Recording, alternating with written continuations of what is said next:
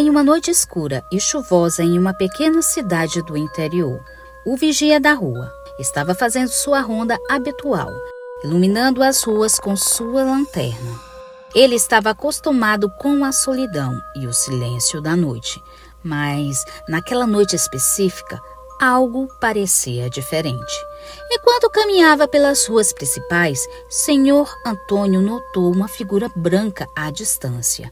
Ele pensou que fosse apenas uma pessoa com casaco branco, mas à medida em que se aproximava, percebeu que era uma mulher vestida com um vestido de noiva, completamente branco, ensopado pela chuva. A mulher parecia notar a presença do Senhor Antônio e continuou a caminhar em direção à igreja local.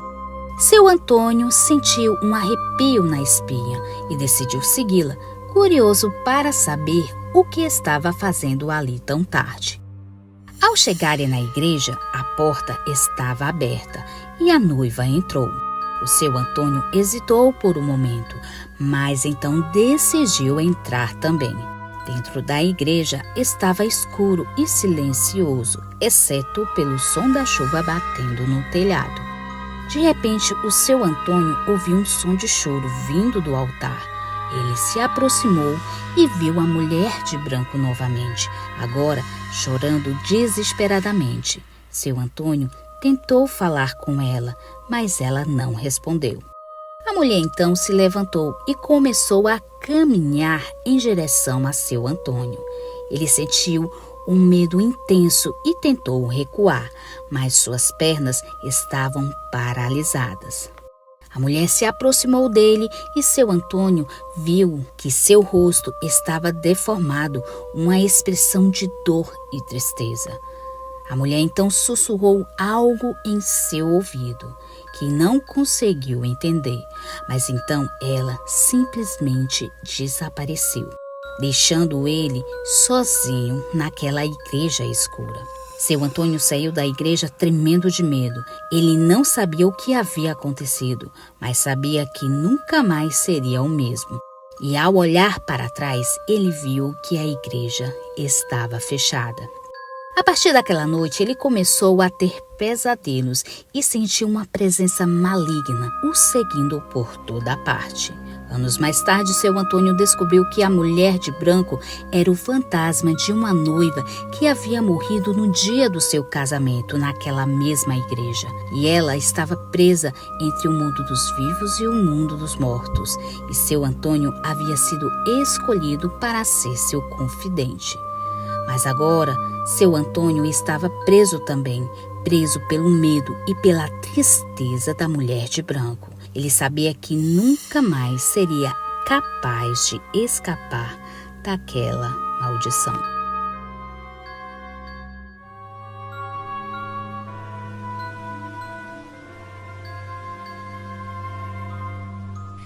Minha amiga sobrenatural.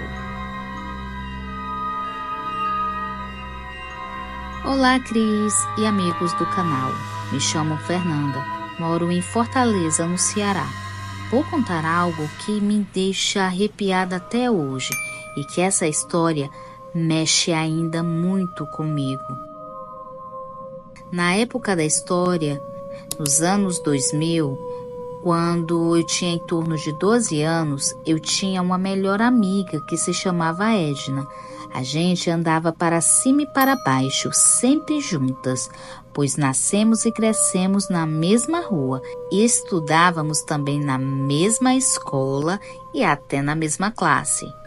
A gente era confidente uma da outra e na escola, que sempre tinha trabalhos em dupla, a gente sempre fazia juntas.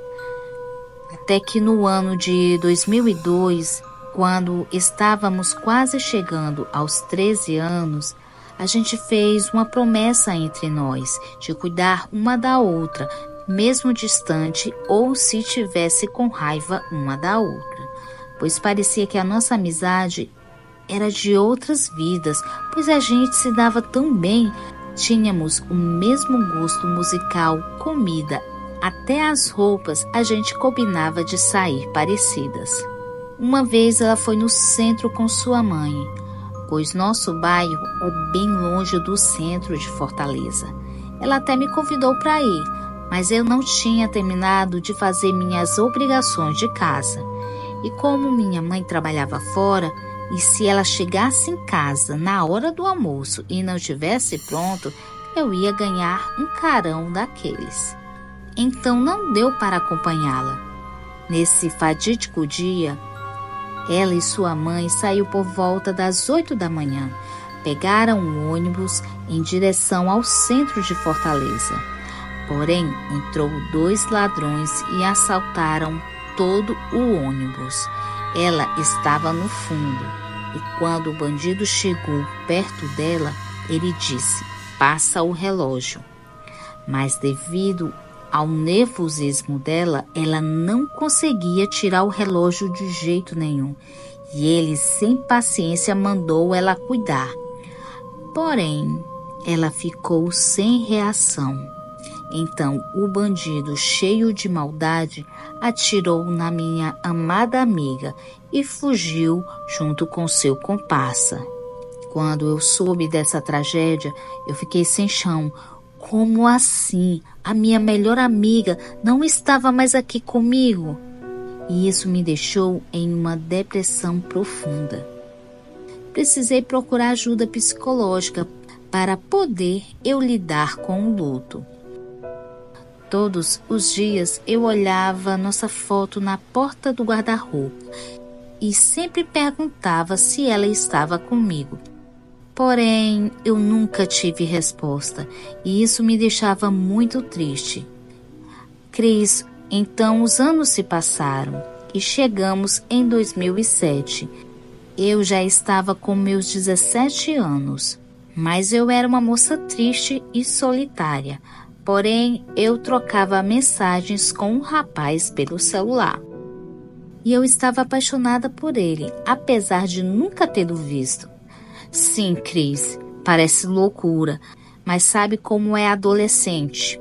Minha mãe não sabia desse namoro por mensagens, porque eu dizia que era um amigo da escola. Certa vez o Rafael, o meu suposto namorado, queria me encontrar em um lugar reservado. Eu prontamente aceitei, pois eu estava muito apaixonada. Então, combinamos no final da tarde do próximo dia de se encontrar no Parque do Cocó, aqui em Fortaleza. É uma área bem afastada. Porém, quando foi à noite, eu estava tendo pesadelos terríveis e senti alguém pegar minha mão. Então me despertei e acordei quando eu vi a Edna, toda de branco, muito linda. Estava sentada na beira da minha cama e dizia as seguintes palavras: "Minha querida amiga, se lembra da nossa promessa de sempre proteger uma a outra? Então, é por você que eu estou aqui. Não é porque você não me vê, que não quer dizer que eu não esteja perto de você. Minha amada amiga, não vá a esse encontro amanhã, pois não será a sua hora ainda." Então ela foi desaparecendo, até sumir por completo. Eu passei a madrugada toda chorando de saudades da minha amiga. E o que é mais incrível, pela manhã eu adormeci e passei o dia todo dormindo. E como minha mãe só chegava depois das 19 horas, ninguém me acordou. Quando eu me acordei, já era às 18h30, sendo que o encontro era às 18. Então, olhei no meu celular e vi várias mensagens de Rafael, dizendo que estava lá me esperando. Porém, quando eu fui responder as mensagens, alguém me ligou daquele número. E era a polícia, perguntando quem eu era. Então, eu me identifiquei e perguntei se estava tudo bem com o Rafael. Foi quando eu recebi a notícia que não existia nenhum Rafael e que eu estava falando com um assassino de mulheres. é que aquele demônio se passava por adolescente para enganar suas vítimas. E ele foi pego porque ele atacou uma moça lá no parque. Porém, ela conseguiu escapar porque estava carregando consigo um pequeno canivete em seu chaveiro e conseguiu se livrar daquele bandido. Ela então saiu gritando e pedindo por ajuda, até que encontrou um guarda e ele pediu reforços. Como ele estava machucado na perna, ele não conseguiu ir muito longe e foi preso em flagrante. Então a polícia reconheceu ele, pois já era procurado por vários meses por ter cometido um crime, por ter tirado a vida de 3 moças, todas da mesma faixa etária de idade, assim como a minha. Então eu e minha mãe fomos na delegacia para contar tudo o que aconteceu. Foi quando eu gelei e lembrei que a Edna me alertou, mas provavelmente eu ia pensar que era coisa da minha cabeça. Ela me fez ter um sono profundo e me fazendo atrasar para o encontro com a morte. Hoje sou casada e tenho uma filha que se chama Edna, em homenagem à minha melhor amiga, e que também é meu anjo da guarda, que apesar de não vê-la, ela sempre está comigo, até o último dia da minha vida.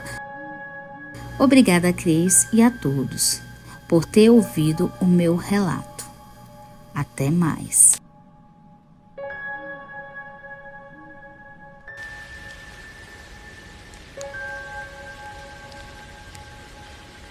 A menina maldita do cemitério. Olá, Cris e amigos. Vou contar uma história que me deixa muito assustada, mas eu acredito que eu devo revelar esse fato sobrenatural. Éramos 3 amigos inseparáveis: Nino, João, Guilherme e Henrique e Júnior.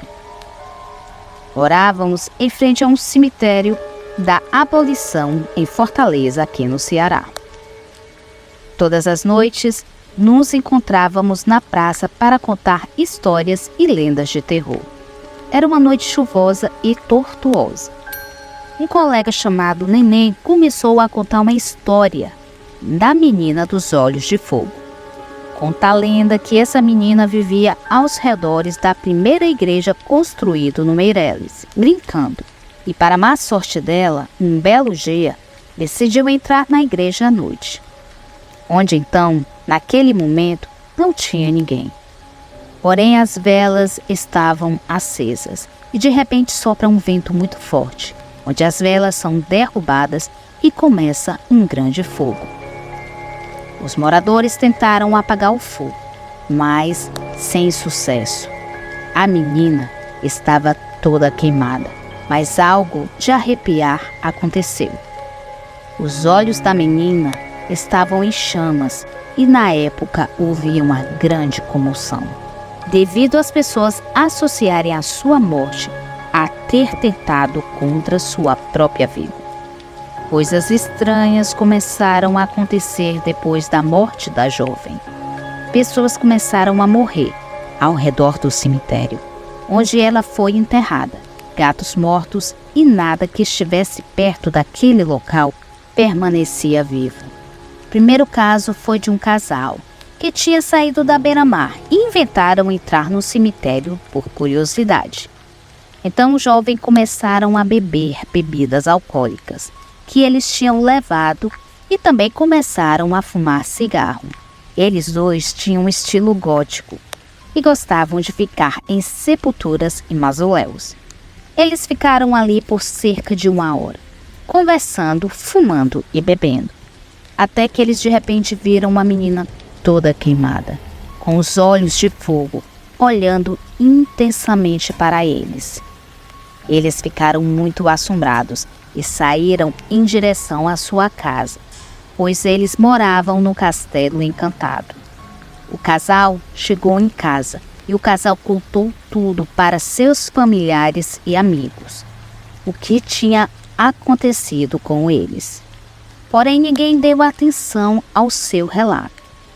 Até que, com 3 dias depois, eles amanheceram com uma febre e disse que estava vendo uma menina ao lado deles, dizendo que ia levar a sua alma. Eles gritavam muito e deliravam por causa da febre alta. O casal foi levado ao UPA, mas, infelizmente, com 12 horas depois de ter chegado ao UPA, eles vieram a óbito.